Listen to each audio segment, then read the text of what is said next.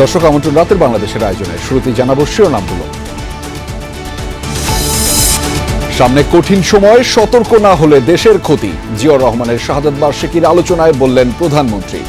সরকারকে সফল করতে বিএনপি কর্মীদের কাজ করার আহ্বান। সারা দেশে ছড়িয়ে ছিটিয়ে থাকা সকল নেতাকর্মী এই কর্মসূচিগুলোকে সাকসেসফুল করার জন্য মাঠে ময়দানে নেমে কাজ করতে পারবেন বা করবেন, তখনই শুধুমাত্র সেটি সম্ভব। প্রভাব বিস্তারের মাধ্যমে অস্বাভাবিক বরাদ্দ নিয়েছিলেন আসিফ মাহমুদ ও হাসনাত আব্দুল্লাহ। আবারও অভিযোগ করলেন কুমিল্লা জেলা পরিষদ প্রশাসক। ঠিকমতো প্রশিক্ষণ নিতে বললেন এনসিপি মুখপাত্র। বিএনপি কিছু শিক্ষিত লোকদেরকে প্রশাসক হিসেবে বসানোর দরকার ছিল সারা দেশে, অথবা তাদের একটা ট্রেনিং এর ব্যবস্থা করা দরকার। প্রকল্প নামে 15 কোটি মুরাদনগরে এবং দেবিদ্বারে 10 কোটি টাকা ওনারা নিয়ে গিয়েছে। অস্বাস্থ্যকর পরিবেশের কারণে আদ্দিন হাসপাতালকে 3 লাখ টাকা জরিমানা। মারা যাওয়া শিশুদের পরিবারের সাথে কথা বলল তদন্ত কমিটি। আজও সাংবাদিকদের উপর চড়াও কর্মচারীরা।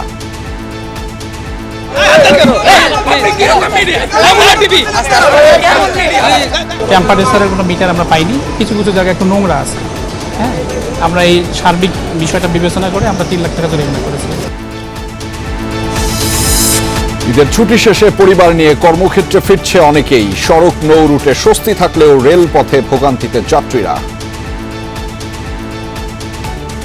ট্রেন সবগুলোই শিডিউল মতো যাচ্ছে না বা শিডিউল মতো আসতেছে না। সব লেট হয়ে গেছে। পরিবারের সাথে মা বাবার সাথে অনেক ভালো কাটাইছি। জীবিকার তাগিদে আবার ঢাকাতে চলে আসছি। দাবি থাকলেও এখনই শাহজালাল বিমানবন্দরের নাম পরিবর্তন নয়, জানালেন প্রতিমন্ত্রী। অর্থ সাশ্রয় আর দ্বিতীয় রানওয়ে নির্মাণে নজর। তখনকার সময় বোধহয় আমি শুনেছিলাম 16,000 কোটি টাকা খরচ হয়েছে। তার মানে এটা নাম চেঞ্জ করতে গেলে এখন 50,000 কোটি টাকা খরচ হবে।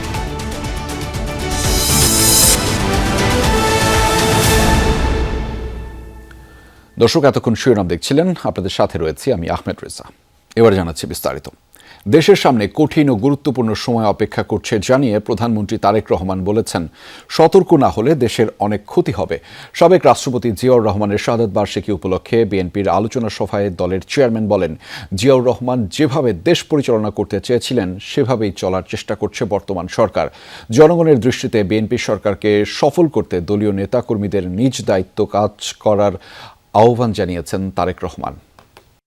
ঠিক ৪৫ বছর আগের এক ভোরে চট্টগ্রাম সার্কিট হাউসের নিস্তব্ধতা ভেঙে যায় মেশিন গানের শব্দে। জাতি হারায় এক কীর্তিমান সেক্টর কমান্ডার, স্বাধীনতার ঘোষক ও তৎকালীন রাষ্ট্রপতি জিয়াউর রহমানকে। সেই হত্যার বিচার হয়নি আজও। বিএনপি আয়োজিত জিয়াউর রহমানের শাহাদাত বার্ষিকী আলোচনা সভায় দীর্ঘদিন পর সাবেক রাষ্ট্রপতির হত্যার বিচার চাইলেন দলের তরুণ নেতারা। পুত্র হিসাবে পিতা হত্যার বিচার নয়, একজন প্রধানমন্ত্রী হিসাবে সাবেক রাষ্ট্রপতির হত্যাকাণ্ডের বিচার আবার নতুন করে শুরু করতে হবে। কারা হত্যা করেছিল, কারা এর মাস্টার মাইন্ড। এ সময় মঞ্চে ছিলেন জিয়াউর রহমানের পুত্র ও প্রধানমন্ত্রী তারেক রহমান, ছিলেন সাবেক রাষ্ট্রপতির একসময় সহকর্মী, বিএনপির সিনিয়র নেতা ও বরেণ্য শিক্ষাবিদরাও। তারা জিয়াউর রহমানের বর্ণাঢ্য জীবন আর কর্ম নিয়ে আলোচনা করেন। আমরা নাকি সংস্কারে বিশ্বাস করি না, সংস্কার করছি না। আমি বারবার যে কথাটা বলি, সংস্কারের জন্ম তো বিএনপি দিয়েছে। শহীদ প্রেসিডেন্ট জিয়াউর রহমান তিনি 1-2 শাসন ব্যবস্থা থেকে বহুদলীয় গণতন্ত্র নিয়েছেন। যে মানুষটি না থাকলে মুক্তিযুদ্ধই হতো না, তাকে মুক্তিযুদ্ধ বিরোধী তকমা দিয়ে জনগণ থেকে বিচ্ছিন্ন করার এবং সেই সুযোগ গ্রহণ করে তাকে হত্যা করার, সেটা তারা করেছিল। আলোচনা সভায় প্রধানমন্ত্রী তারেক রহমান বক্তব্যের শুরুতেই তার বাবার স্মৃতিচারণ করেন। এ সময় শিশুদের মধ্যে নৈতিক মূল্যবোধ তৈরি করতে সরকারের পরিকল্পনা তুলে ধরেন তিনি। সামাজিক মূল্যবোধ, আমাদের সমাজ ব্যবস্থায় পারিবারিক যে মূল্যবোধ, একই সাথে আমাদের ধর্মীয় মূল্যবোধ, অনেকগুলো ছোট ছোট বিষয়, এই বিষয়ে আমরা চেষ্টা করছি কাজ করতে। দেশের টালমাটাল পরিস্থিতির মধ্যে বর্তমান সরকার দায়িত্ব নিয়েছে জানিয়ে প্রধানমন্ত্রী বলেন, জিয়ার পথ অনুসরণ করেই বর্তমান সরকার দেশ পরিচালনার চেষ্টা করছে। আমাদের সামনে প্রথমত একটি অত্যন্ত কঠিন সময় অপেক্ষা করছে। আমাদের সামনে একই সাথে অত্যন্ত একটি গুরুত্বপূর্ণ সময় অপেক্ষা করছে। এই সময়টিতে, এই গুরুত্বপূর্ণ এবং কঠিন সময়ে আমাদের হেসে খেলে চলে গেলে খুব বড় ক্ষতি হয়ে যাবে। ক্ষতি কার হবে? ক্ষতি আপনার হয়তো হবে না, ক্ষতিটি হবে দেশের, ক্ষতিটি হবে আপনার ভবিষ্যৎ প্রজন্মের।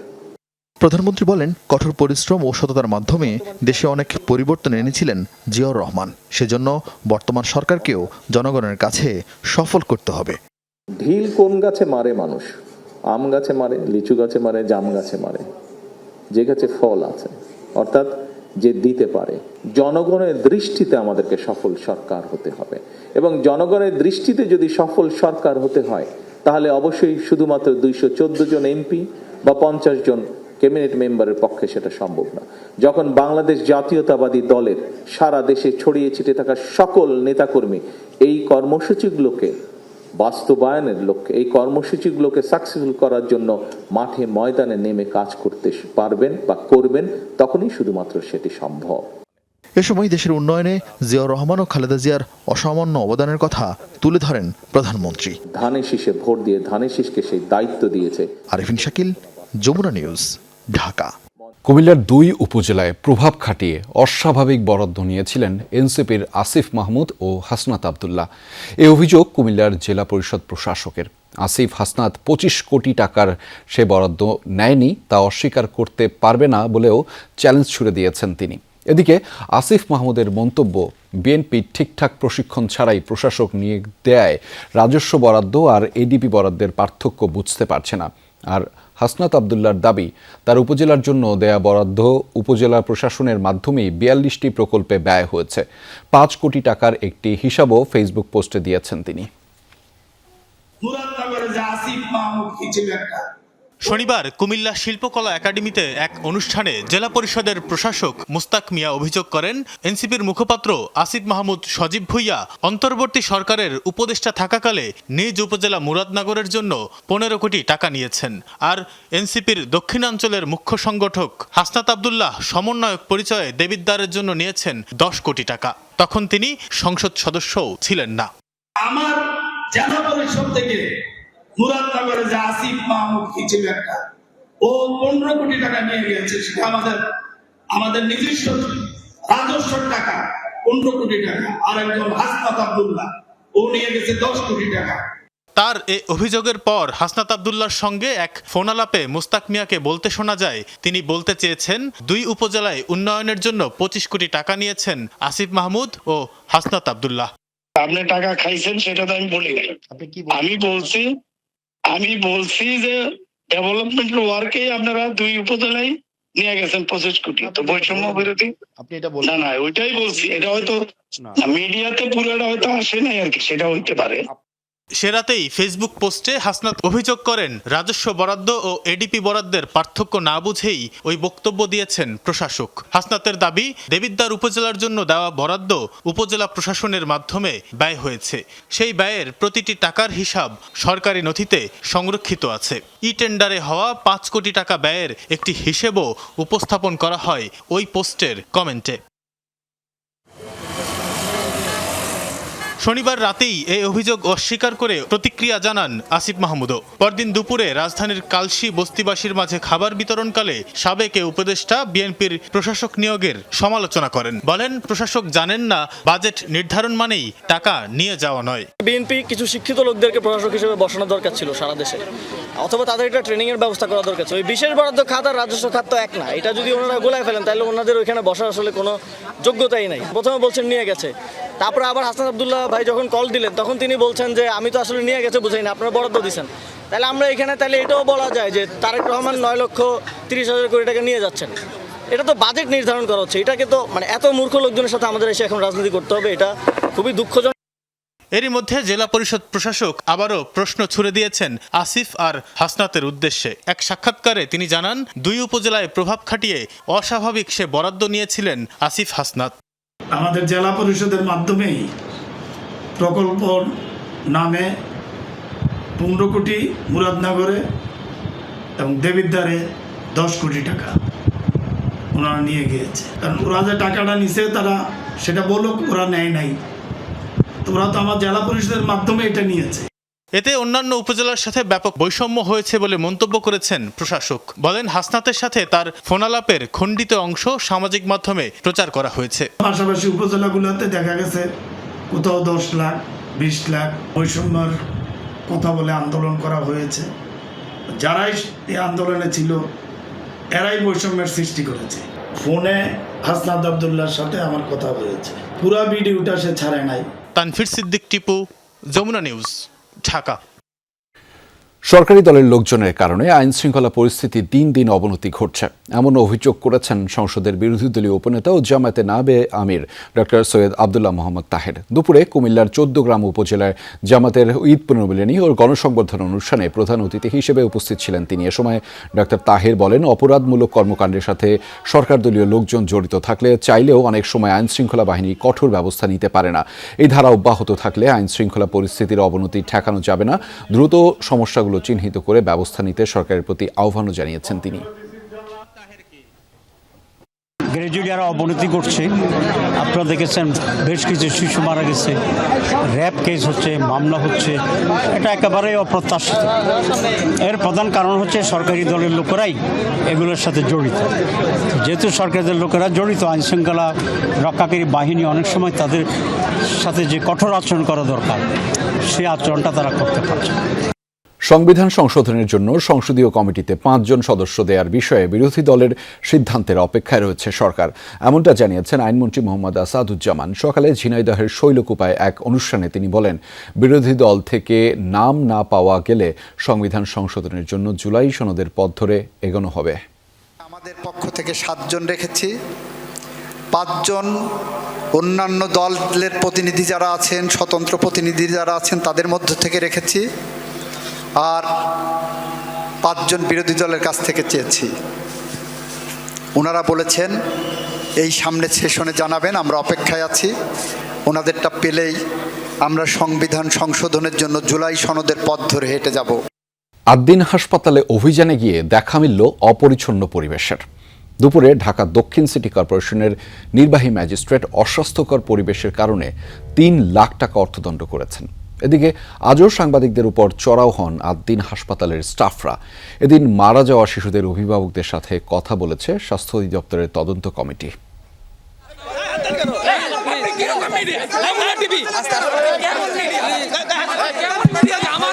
পেশাগত দায়িত্ব পালন করতে গিয়ে আবারও বাধার মুখে সংবাদকর্মীরা। ঢাকা দক্ষিণ সিটির নির্বাহী ম্যাজিস্ট্রেট আদ্দিন হাসপাতালের পরিবেশ পর্যবেক্ষণে গেলে সেই সংবাদ সংগ্রহে যায় গণমাধ্যম কর্মীরা। ভেতরে প্রবেশ করতে গেলে চড়াও হন স্টাফরা। পরিদর্শন শেষে নির্বাহী ম্যাজিস্ট্রেট জানান, তাপমাত্রা নিয়ন্ত্রণে কোনো মিটার নেই এই হাসপাতালে। একই সাথে অপরিচ্ছন্ন পরিবেশ পাওয়ায় অর্থদণ্ড করা হয়েছে।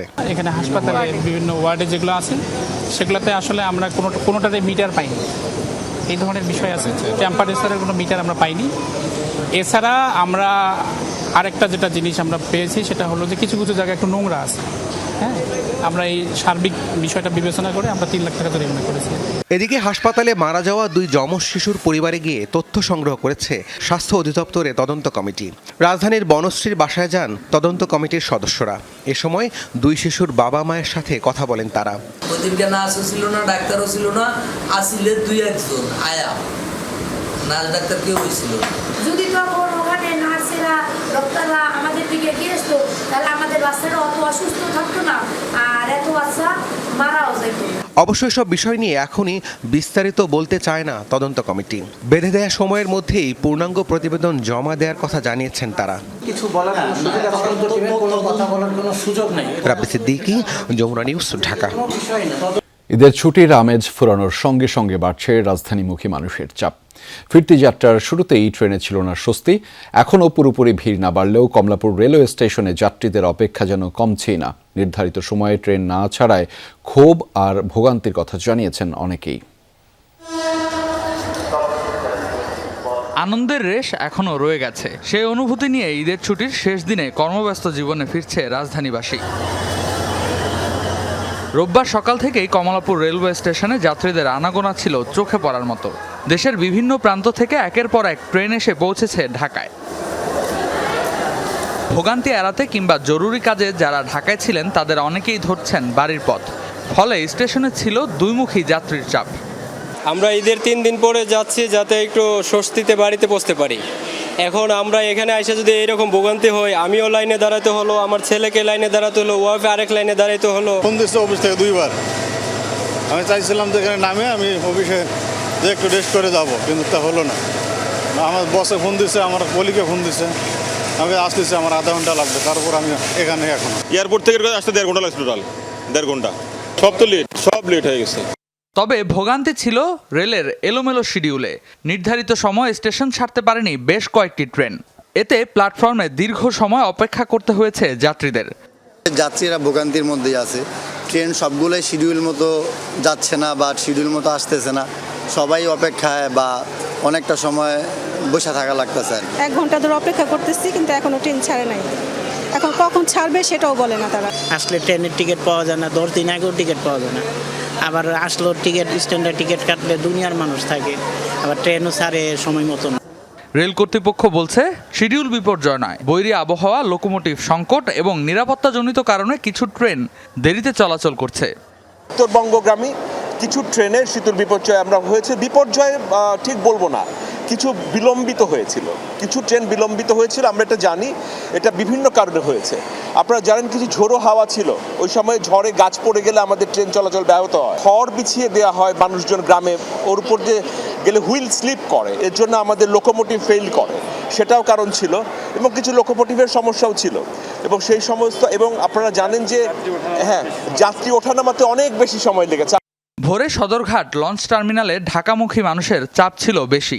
দক্ষিণাঞ্চলের বিভিন্ন রুটের যাত্রীবাহী লঞ্চ এসে পৌঁছায় ঘাটে। পরিবারের সাথে, মা বাবার সাথে অনেক ভালো কাটাইছি, আত্মীয় স্বজনের সাথে। এখন জীবিকার তাগিদে আবার ঢাকাতে চলে আসছি। এর আগে ঈদে আমরা আসা যাওয়ার সময় অনেক সিন্ডিকেট হয়েছে। গ্রামে গিয়ে আলহামদুলিল্লাহ ঈদে উদযাপন ভালোই করেছি এবং আসার জন্য যে যাতায়াত ভাড়াটা 300 টাকা করা হয়েছে, অনেক আমরা এতে খুশি হয়েছি। সংশ্লিষ্টরা বলছেন 2-1 দিনের মধ্যেই ফিরতি যাত্রা আরও বাড়বে। চেনা কর্মচাঞ্চল্যে ফিরবে রাজধানী। রেদওয়ান আহমেদ, যমুনা নিউজ, ঢাকা। এদিকে সড়ক পথে নির্বিঘ্নেই কর্মস্থলে ফিরেছেন নগরবাসী। এখন পর্যন্ত তেমন চাপ নেই সড়ক কিংবা মহাসড়কে। ঢাকা টাঙ্গাইল, ঢাকা চট্টগ্রাম ও ঢাকা ময়মনসিংহ সহ অন্যান্য মহাসড়কে যানবাহনের সংখ্যা কিছুটা বাড়লেও কোথাও যানজট দেখা যায়নি। স্বস্তিতে এই পরিবার পরিজন নিয়ে রাজধানী সহ কর্মস্থলে ফিরেছে মানুষ। যান চলাচলের শৃঙ্খলা বজায় রাখতে কাজ করছে পুলিশ। মহাসড়কের বিভিন্ন পয়েন্টে মোতায়েন রয়েছে অতিরিক্ত পুলিশ সদস্য। এদিকে রাজবাড়ীর দৌলুদিয়া ঘাটে বাড়ছে যাত্রী চাপ, তবে নেই যানবাহনের দীর্ঘ সারি। ফিরতি যাত্রার স্বস্তির কথা জানিয়েছেন যাত্রীরা। দৌলুদিয়া পাটুরিয়া নৌ রুটে 16টি ফেরির পাশাপাশি যাত্রী পারাপারে রয়েছে 20টি লঞ্চ। বেশি নেই মোটামুটি স্বস্তি, খুব ভালো আসছে। কোনো জ্যাম ছিল না রাস্তায়। ভাড়াটা মোটামুটি অতটা বেশি না। আসার সময় খুব ভালোভাবে আসছে, কোনো সমস্যা হয়নি। সকাল সকাল বেরিয়েছি যাতে তাড়াতাড়ি যাওয়া যায় গন্তব্যে। ঘাট ব্যবস্থা এপারে তো এখন পর্যন্ত ঠিক আছে। এখন আগামী 2-3 দিন কি হবে বলতে পারতেছে না, যেহেতু অনেকেরই ছুটি এখনো শেষ হয়নি। হামের উপসর্গে ঢাকায় ও বরিশালে আরও 2 জনের মৃত্যু হয়েছে। এ নিয়ে মৃত্যুর সংখ্যা দাঁড়ালো 585 জনে। এখনও ঢাকা ও ঢাকার বাইরে বিভিন্ন বিভাগে হামে আক্রান্ত হয়ে হাসপাতালে ভর্তি রোগীর সংখ্যা বাড়ছে। উপসর্গ নিয়ে এক হাসপাতাল থেকে অন্য হাসপাতালে ছুটছেন রোগীরা এবং রোগীর স্বজনরা। চিকিৎসকদের পরামর্শ, টিকা গ্রহণের পাশাপাশি আক্রান্ত রোগীকে পর্যাপ্ত বিশ্রাম, পুষ্টিকর খাবার এবং প্রচুর তরল পানীয় গ্রহণ করতে হবে। 2 মাস ধরেই দেশে বাড়ছে হামের প্রাদুর্ভাব। শরীরে উপসর্গ নিয়ে প্রতিদিনই হাসপাতালে ভর্তি হচ্ছে শিশুরা। তাদের থেকে সংক্রমিত হচ্ছেন অভিভাবক ও স্বজনরাও। আজই রাজধানীর ডিএনসিসি হাসপাতালে হাম উপসর্গ নিয়ে শতাধিক ব্যক্তি চিকিৎসা নিতে আসেন, যাদের বেশিরভাগই শিশু। এদিকে হাম উপসর্গে মৃত্যু হয়েছে একজনের। ডাক্তার কাছে গেছে আর ভর্তি দিয়ে নেই, সিট নেই, সিট আছে এমনি কিছু সিট নেই, সিট দেয় না, সিট দেওয়ার কারণে ভর্তি করে না, ফেরত দিয়ে দিছে ডাক্তার। আজকে তো সিরিয়াসলি অবস্থা বাচ্চার, কিছু বলেন। আমরা বলছি যে বাচ্চা আজকে 6 দিন যাবত জ্বর, কোনো কিছু খায় না, অবস্থা অনেক খারাপ। সিরিয়াসলি বাচ্চার মুখ দেখলেই বোঝা যাবে। ডাক্তার মনে দেখাইছি, ফার্মেসি দেখাইছি, দেখানি তো পরে কালকে আবার অন্য মেডিকেলে নিয়ে যাওয়া হয়েছে। পরে আর কেজি মেডিকেল থেকে তারা বলছে এনে হইব না, অন্য মেডিকেলে নিয়ে আসো। জ্বরটা মানে থেমে থেমে উঠে, তা এখনো মানে এই অবস্থায় আছে। এদিকে ঢাকার বাইরেও হাম শনাক্তের হার বাড়ছে। বরিশালে নতুন করে আরও একজন উপসর্গ নিয়ে মৃত্যুবরণ করেছেন। এছাড়া রাজশাহী মেডিকেলে গত 24 ঘন্টায় হাম ও উপসর্গ নিয়ে ভর্তি হয়েছেন 5 জন। ময়মনসিংহ মেডিকেলে 33 এবং সিলেটে নতুন করে 69 জন হামের রোগী ভর্তি হয়েছেন। পরে তাপ 4 দিন হয়েছে তাপ, কিন্তু এগুলো বাইরে হয়েছে না, সন্ধ্যার সময় কালকে বিকালে বাইরে করছে। এ নিয়ে আমরা ভর্তি আসছিলাম ঈদের আগে, 5 দিন আসছিলাম, এখন দ্বিতীয় মেয়ের হয়ে গেছে একে। চিকিৎসকরা জানিয়েছেন শিশুর রোগ প্রতিরোধ ক্ষমতা কমে যাওয়া এবং পুষ্টির অভাব সহ নানা কারণে হাম আক্রান্তের সংখ্যা বাড়ছে।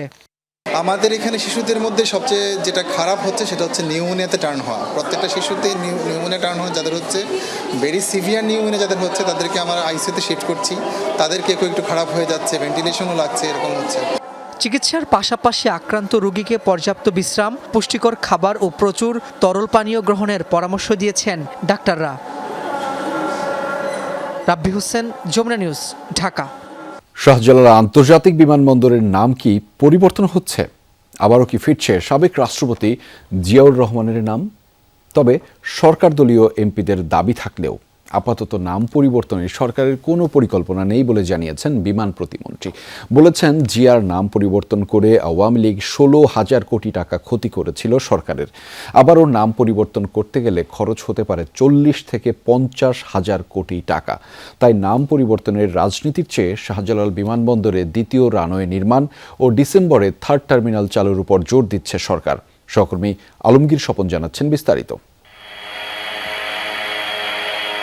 সাবেক রাষ্ট্রপতি জিয়াউর রহমানের নামে 1983 সালে নামকরণ করা হয়েছিল দেশের প্রধান ঢাকা আন্তর্জাতিক বিমানবন্দরের। আওয়ামী লীগ সরকার 2010 সালে জিয়ার নাম পরিবর্তন করে দেয় হযরত শাহজালালের নাম। গণ অভ্যুত্থানে আওয়ামী লীগ সরকারের পতনের পর ত্রয়োদশ জাতীয় সংসদ নির্বাচনে জিতে ক্ষমতায় বিএনপি। সরকার দলীয় সংসদ সদস্যদের অনেকের দাবি শাহজালাল আন্তর্জাতিক বিমানবন্দরের নাম পরিবর্তন করে জিয়াউর রহমানের নামে নামকরণের। আমাদের অনেক সংসদ সদস্যরা বলেছেন, প্রস্তাবটা তুলেন, কিন্তু আপনারা তো জানেন মাননীয় প্রধানমন্ত্রী সাশ্রয়ী একটা ব্যক্তি, মনে হয় না তিনি রাজি হবেন কি হবেন না। এটা বিমান প্রতিমন্ত্রী জানান, আওয়ামী লীগ জিয়াউর রহমানের নাম পরিবর্তন করে শাহজালাল রাখায় সে সময় সরকারের প্রায় 16,000 কোটি টাকা ক্ষতি হয়েছিল। আন্তর্জাতিক নথিপত্র, বিমানবন্দরের সিগন্যালিং সহ কয়েকটি ক্ষেত্রে সংশোধনের জন্য এই পরিমাণ অর্থের অপচয় হয়েছিল। তখনকার সময় বোধহয় আমি শুনেছিলাম 16,000 কোটি টাকা খরচ হয়েছে। তার মানে এটা নাম চেঞ্জ করতে গেলে এখন 50,000 কোটি টাকা খরচ হবে। কারণ এই নামগুলি প্রত্যেকটি এয়ারপোর্টের, ইন্টারন্যাশনাল এয়ারপোর্টের প্রত্যেকটা কাগজ চেঞ্জ করতে হয়। সিগন্যালিং বিষয়গুলি আছে, কোথায় নামছে কোন এয়ারপোর্টে। তাই নাম পরিবর্তনের রাজনীতিতে না জড়িয়ে শাহজালাল আন্তর্জাতিক বিমানবন্দরের আধুনিকায়নে জোর দিতে চায় সরকার। দ্বিতীয় রানওয়ে নির্মাণ করে বাড়াতে চায় আন্তর্জাতিক ফ্লাইটের সংখ্যা। সেকেন্ড রানওয়ে করার জন্য আমার প্রস্তাব ক্যাবিনেটে রাখবো, মাননীয় প্রধানমন্ত্রীকে বলবো। 2টা রানওয়ে করলে আপনার ফ্লাইটের সংখ্যাটা বাড়ানো যায়, 100-150 ফ্লাইট ইজিলি আমরা করতে পারি। তাতে করে আমি ইনকাম বাড়তো, সিভিল এভিয়েশনের ইনকাম বাড়তো। শাহজালাল আন্তর্জাতিক বিমানবন্দরে দীর্ঘ প্রতীক্ষিত 3rd টার্মিনাল চালুর উপরও জোর দিচ্ছে সরকার। বিমান প্রতিমন্ত্রী জানান, বিজয় দিবসে প্রধানমন্ত্রী এই টার্মিনাল উদ্বোধন করবেন। বিজয় দিবসে সেটা উদ্বোধন করতে যদি পারি তাহলে আমাদের জন্য খুবই একটা চমৎকার বিষয় হবে। যে আলমগীর স্বপন, যমুনা নিউজ, ঢাকা। এবং পিরোজপুরে একই গ্রাম থেকে 2 জনের মরদেহ উদ্ধার করেছে পুলিশ। গ্রামবাসী বলছে, ব্রিটিশ ধাতব পিলার সন্ধান করতে গিয়ে তারা মারা যায়। পুলিশ বলছে, হত্যার কোনো আলামত মেলেনি। কিভাবে ঘটনা আর কেনই বা এই মৃত্যু তা জানে না কেউই। এই ঘটনায় এলাকায় চাঞ্চল্য দেখা দিয়েছে, তবে কোনো মামলা হয়নি। এখনও নিখোঁজ রয়েছেন একজন। কাদায় মাখামাখি আব্দুর রশিদের মরদেহ পড়েছিল একটি গর্তের পাশে। তার কাছেই পাওয়া যায় সাগরের মরদেহ। 2 জনই মঠবাড়িয়া উপজেলার মক্তবখানা গ্রামের বাসিন্দা। স্থানীয়রা জানায়, যেখানে তাদের মরদেহ পাওয়া যায় তার পাশেই রাতের আধারে বড় একটি গর্ত খোঁড়া হচ্ছিল। গ্রামবাসীর ধারণা, মাটির নিচে থাকা পুরনো ধাতব ব্রিটিশ পিলার খুঁজতে গিয়েছিলেন তারা। নিহতের পরিবারের দাবি, কারো সঙ্গে তাদের কোনো শত্রুতা বা বিরোধ ছিল না। কিভাবে তাদের মৃত্যু হয়েছে তা জানে না কেউই। ফোন করছে, বুঝছি যে হাজাবাই ফোন করছে, তাহলে মনে হয় হাজাবাইরা এইসব লোকের কোনো শত্রু থাকার আমি মনে করি না, কারণ এরা তো কর্মজীবী মানুষ। মাঠের ভিতরে একটা পুকুর আছে, এইখানে আমার সন্দেহ লাগে যেভাবে মাটি কাটা হয়েছে, পুকুর কাটা সমানভাবে আজকের এই যে মাটিটা ভাঙ্গিয়ে এলোমেলো করিয়া মাঝখানে একটা রাইস দিয়েছে। নিহত সাগরের ভাই জানান, রাতে তাদের বাড়িতে অচেনা 3 জনকে দেখতে পান তিনি। পরে তাদের পিছু নিলে বাড়ির পাশে সাগরের মরদেহ পড়ে থাকতে দেখেন।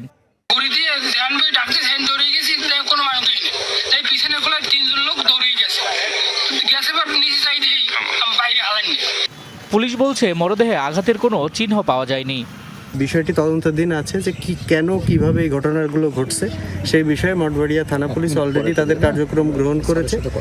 এ ঘটনা জানাজানির পর ওই এলাকায় ইউসুফ পেদা নামে আরও একজনের হদিস মিলছে না। নিহত নিখোঁজ 3 জনই পূর্ব পরিচিত এবং নির্ময়ের মানুষ। শামস তাবরিজ উচ্ছ্বাস, যমুনা নিউজ।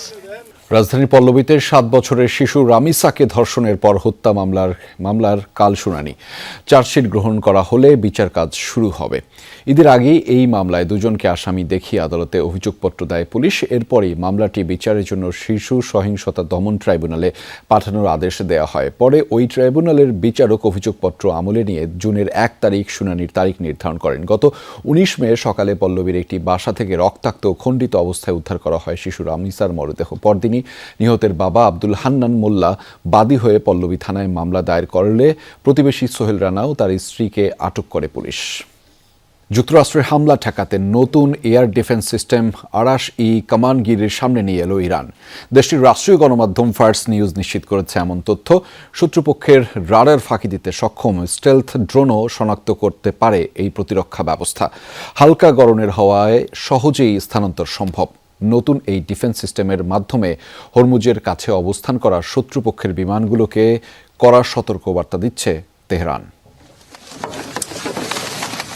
হরমুজ প্রণালীর প্রবেশ মুখে কেশম দ্বীপের কাছাকাছি গেল সোমবার একটি মার্কিন MQ রিপার ড্রোন ভূপাতিত করে ইরানের বিপ্লবী গার্ড IRGC। জানা গেছে এ হামলায় নতুন প্রযুক্তির একটি আকাশ প্রতিরক্ষা ব্যবস্থা ব্যবহার করেছে তেহরান, কিন্তু কিসের ব্যবস্থা সেটা জানা যাচ্ছিল না। দেশটির রাষ্ট্রীয় গণমাধ্যম ফার্স নিউজ সম্প্রতি এই রহস্য খোলাসা করেছে। তারা বলছে, ওয়াশিংটনের বিরুদ্ধে পরিচালিত অভিযানে প্রথমবারের মতো আরাশ-ই কামানগির নামের সস্তা কিন্তু নির্ভরযোগ্য এয়ার ডিফেন্স সিস্টেম ব্যবহার করেছে IRGC। প্রতিপক্ষের রাডার ফাঁকি দিতে সক্ষম মার্কিন স্টেলথ ড্রোন বা বিমান শনাক্ত করতে পারে এই প্রতিরক্ষা ব্যবস্থা। নতুন এই সিস্টেমটির প্রযুক্তিগত বৈশিষ্ট্য সম্পর্কে এখনো খুব একটা বিস্তারিত জানায়নি তেহরান। তবে প্রাথমিক তথ্যের মাধ্যমে হরমুজের কাছে অবস্থান করা শত্রুপক্ষকে কড়া বার্তা দিচ্ছে তেহরান।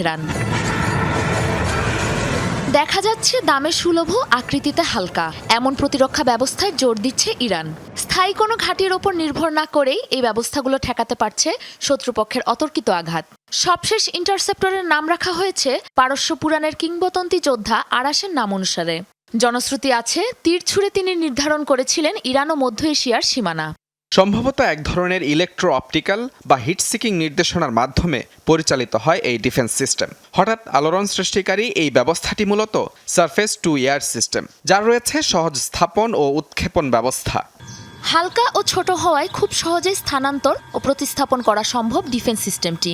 সহজ নকশা আর দ্রুতগতির কারণে MQ রিপারের মতো ধীরগতির নজরদারি ড্রোনকে সহজেই লক্ষ্যবস্তু বানাতে পারে আরাশ-ই কামানগির। ধারণা করা হচ্ছে, ব্যাপক হামলা ঠেকাতে না পারলেও শত্রুপক্ষের রণগতি কিছুটা কমিয়ে দিতে পারে এই ধরনের ব্যবস্থা, যার কারণে আরও ব্যয়বহুল অস্ত্র ব্যবহারে বাধ্য হবে প্রতিপক্ষ। সাবরিনা নুসরাত, যমুনা নিউজ।